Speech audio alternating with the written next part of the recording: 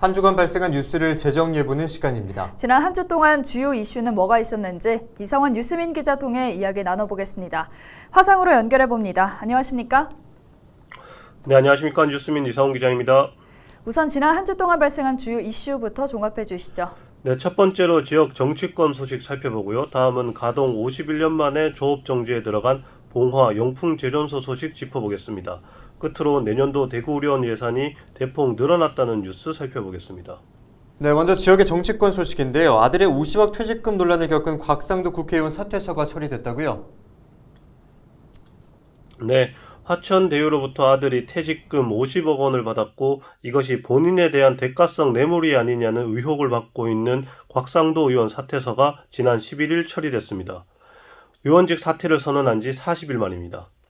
곽 의원은 사퇴서 처리 직후 본인의 SNS를 통해 다시 한번 억울함을 강조했습니다. 그는 대장동 사업이나 화천대유와 관련해 어떤 일도 한 적이 없다면서 자연인으로 돌아가 결백을 증명하겠다고 밝혔습니다.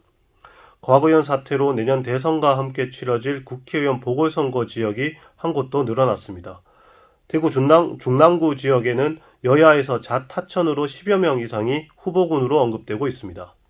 공직선거법 위반 혐의를 받던 홍석준 국회의원은 의원직 상실 위기에서 벗어났다죠? 네, 홍석준 의원은 지난 2020년 국회의원 선거 과정에서 본인 이외에는 전화 홍보를 할 수 없는 예비후보 신분에서 자원봉사자를 동원해 전화 홍보를 한 혐의 등으로 기소됐는데요. 1심에선 의원직 상실에 해당하는 벌금 700만 원을 선고받았습니다. 하지만 2심부터는 선거법이 개정되어 전화를 이용한 선거운동이 처벌 대상에서 제외되면서 일부 혐의가 면소 판결을 받았습니다. 벌금도 90만 원까지 줄었고 지난 11일 이것이 대법원에서 확정됐습니다. 공직선거법상 벌금 100만 원 이상형을 받으면 직을 상실하게 되는데 가까스로 이를 면하게 된 겁니다. 네, 또 봉화 영풍제련소가 지난 8일부터 가동 51년 만에 조업 정지에 들어갔는데요. 현장 분위기 어떻습니까? 네, 영풍제련소를 바라보는 지역민의 마음은 양갈래로 나뉩니다. 일자리를 제공하는 삶의 터전이면서 동시에 터전을 근본에서부터 잠식하는 골칫덩어리로 인식되기도 합니다. 지난 8일 조업정지 현장에서 만난 주민과 노동자들에게선 이런 심정이 그대로 드러났습니다. 제련소에서 일하는 노동자와 그 가족들은 정책 당국이나 정치인들이 내부 상황도 모른 채 제련소를 몰아붙이고 있다고 우려했고 환경단체를 비롯한 다른 주민들은 여전히 폐수 배출 같은 문제가 반복된다면서 폐쇄해야 한다는 입장을 강조했습니다.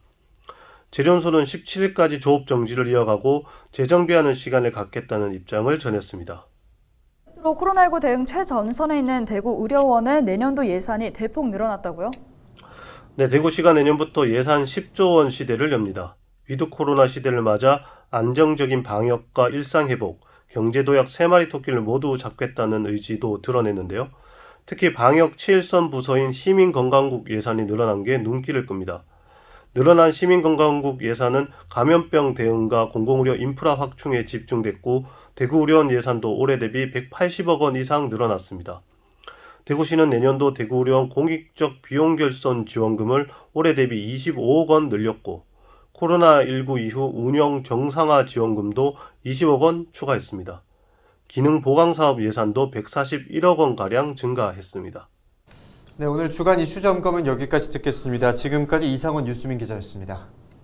네, 감사합니다.